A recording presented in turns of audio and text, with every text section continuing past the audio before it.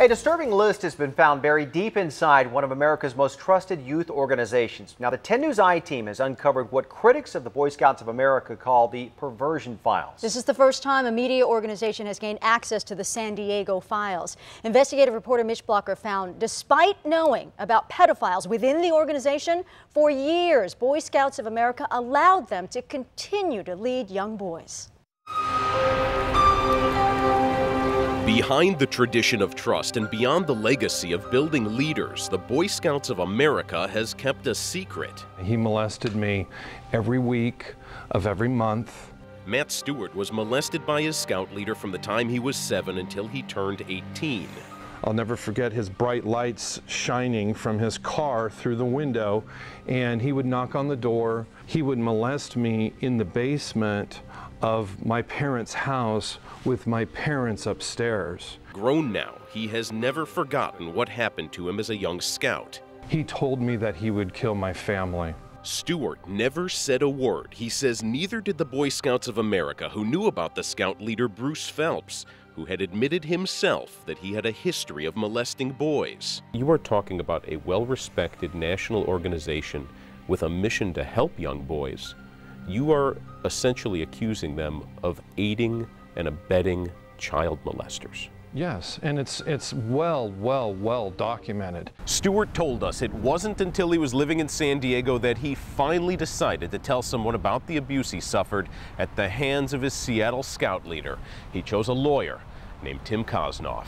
Scandal can hurt a lot of organizations, but a scandal of this sort, because it is a youth organization, could be devastating to the Boy Scouts of America. Both Stewart and Kosnoff knew the statute of limitations had expired on any potential molestation claim. What happened to Bruce Phelps? Nothing. But it wasn't too late to hold the Boy Scouts of America responsible. Kosnoff successfully sued and forced the Scouts to reveal a portion of its secret files, files identifying alleged pedophiles who were eventually banned from scouting. They include cases across America dating back to 1947, one in Brooklyn, New York, where a scout was molested and killed, another in Greenville, South Carolina, where an exiled scout leader was successful 6 times in reapplying in other states. In almost all these cases, there were adults that either knew or suspected that something was wrong, but they somehow felt it wasn't their responsibility to act upon it.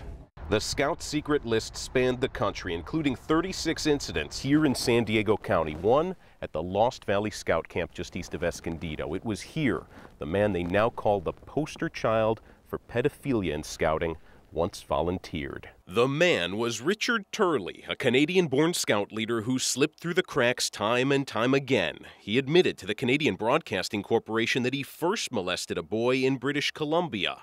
Then in 1975, he made headlines when he stole a plane in Fallbrook and kidnapped an 11-year-old scout. He was arrested and the boy was returned safely, but Turley spent the next year and a half at Patton State Mental Hospital, where the state of California classified him as a mentally disordered sex offender. Yet somehow Turley resurfaced in scouting in San Diego County, where he volunteered at the Lost Valley Scout Camp. The Boy Scouts records say in 1979, 3 boys claimed there had been molestation, but their parents agreed not to press charges if Turley would leave scouting. The Boy Scouts of America put Richard Turley on its ineligible volunteer list, but when Turley returned to his native Canada, he was again able to enter scouting and again able to find new victims. It's one of the oldest youth organizations in North America. Last October, the Los Angeles Times and the Canadian Broadcasting Corporation's investigation into Canadian scouting focused on the Turley case and eventually forced Scouts Canada to deal with its own secrets. In a letter to the Canadian broadcasters, we found this revealing document. The Canadian Scouts denied it kept secret files, but it outed its American counterpart, writing, "Unlike Boy Scouts of America, Scouts Canada has no history of keeping so-called secret lists." I think they're absolutely petrified that the child sexual abuse scandal could overcome the Boy Scouts of America. The Boy Scouts of America now admits it kept a secret list, calling it an ineligible volunteer list. The organization would not agree to an on-camera interview to talk about it, though. The Scout spokesman did write, "Youth protection is of paramount importance to the Boy Scouts of America, and even one incident of abuse is too many. We are saddened by any incident of abuse and extend our sympathies to the victims." We asked very direct questions. Their response seems to be, "We're not doing anything wrong, and here's why."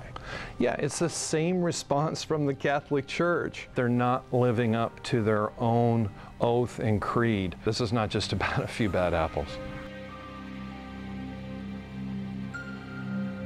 Now, Stewart says the man who molested him, Bruce Phelps, still lives in Seattle. His file was one of nearly 5,000 we reviewed, detailing alleged abuse dating all the way back to 1946. Nearly 5,000 reviewed. Does that mean there could be more than 5,000 files? Yeah, we don't know. We were only able to report on what we were able to review. Keep in mind, the Boy Scouts of America, hundreds of thousands of volunteers throughout the years, many of them, most of them doing good work. The real question at the heart of this is why the Boy Scouts of America did not tell the authorities about these few files, just the ones that we were able to look at.